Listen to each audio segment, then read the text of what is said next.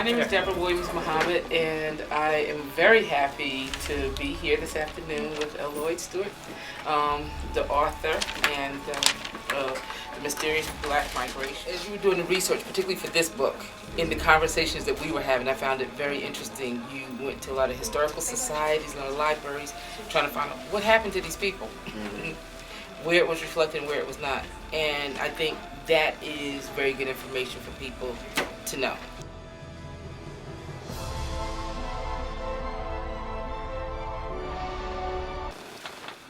I'm looking for my family's information, okay, and I found out my family was in Washington County. So I started looking through census records, and I see this major increase of people of African descent in Washington County. And I said, wow, now where did they come from? Okay, which started me off on this journey. And I also was trying to find out, well, are there any stories about them? Okay, who were some of these people? Because in the census in 1820, people of African descent, their names weren't even listed. Okay, they were just a number attached to, free colored persons, and they put a number. They wouldn't even put their names. So who are these people? Let me look at some of the newspapers. Let me look at some of the histories that have been written, okay, about this major migration of people, 3,000 people. Nothing, absolutely nothing. Nothing in the county records, nothing in the town records, nothing. It's like that it never existed. And as a matter of fact, if you talk to a number of the older historians for Washington County, it didn't exist. This whole migration never took place.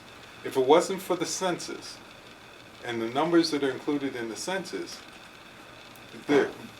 people would be able to say, Lloyd, you're crazy. There was no number like that. But because of the census record and also some other records that existed in Washington County, I was able to track it. You're sitting on your porch on this farm, okay? And across the way, Ben is doing his crops and stuff, and he's got 5 people of African descent working for him. 10 years later, there's 50 of them, okay? Now, he doesn't say anything to anybody? Okay? There's nobody puts it in the newspaper. I mean, nobody writes the history. So I'm saying, now how am I going to prove this? And now you got all of these people of African descent coming in there. There got to be some fights. There's got to be some disputes. There's got to be something. So I started looking through the sheriff's records, through the justice of the peace records, all that kind. Because I figure, we going to jail.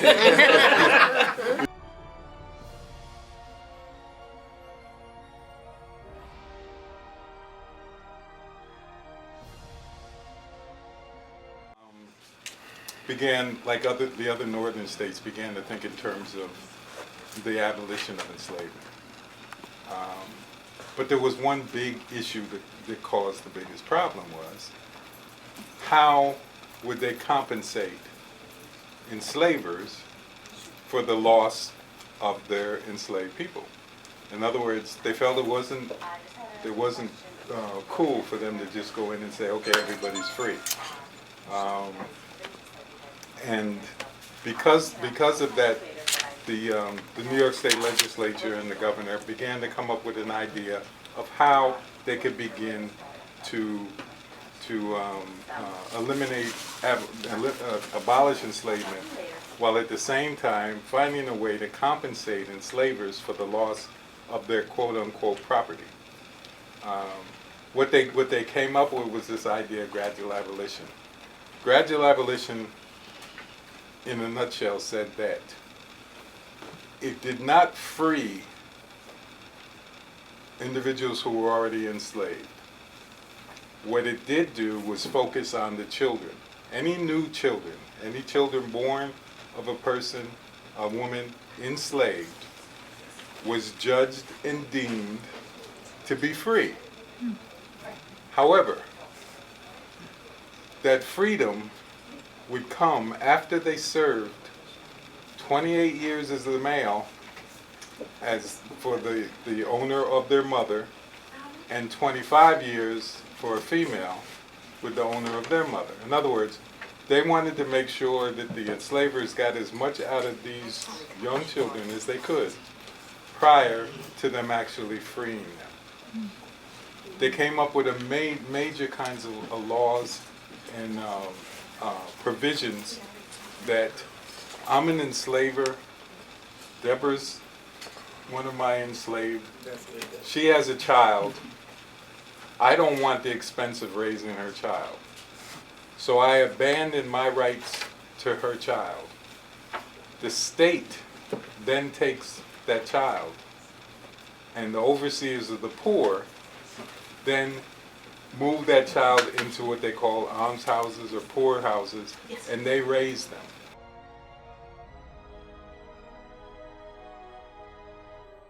In 1800 in Washington County, there were 144 free African Americans.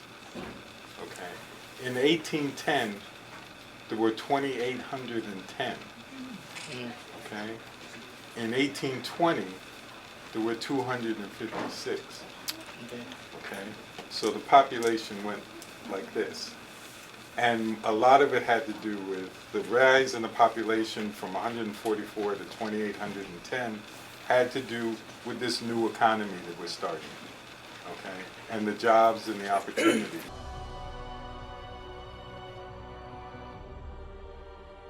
But if you don't tell the story about how you got here, good, bad, or indifferent, okay, what does that do for our children?